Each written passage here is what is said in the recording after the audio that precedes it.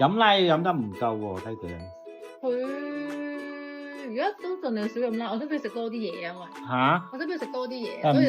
佢一定要飲奶。嗱，佢而家呢呢個年歲2歲咧，一日要3餐最少。係啊，因為牛奶嘅成分咧最容易吸收嘅，咁咧佢有微量元素啦，有好多維生素等等，咁咧佢一定要飲奶先能夠長到肉嘅。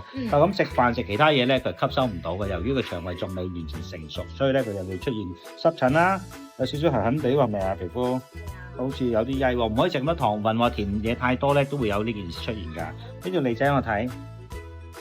伸多啲，伸出嚟，伸多啲，好長好多，係啦，嗱呢個脷仔咧有內熱啊，入邊有啲內熱同埋有啲食消化得不良。佢腸胃咧入邊係有啲濕氣積住咗，OK。同埋佢屙 poo poo 都未去到一個形狀，正常，啲咩講嘢啲係正常。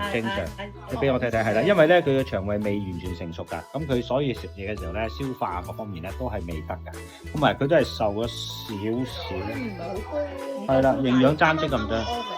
O.K. 嗱呢個款咧就係嗰個裡面嗰個酵素唔夠，入邊嘅食物嗰個比例唔啱，係啦就會出現呢個情況。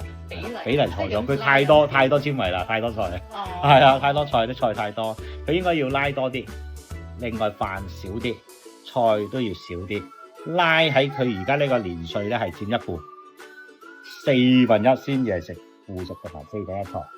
咁嘅營養就會夠啦，因為佢而家咧係，因為每個小朋友唔同㗎，佢呢個情況咧係腸胃未成熟，第一件事，第二件事咧佢個蛋白質吸收嘅渠道咧未夠。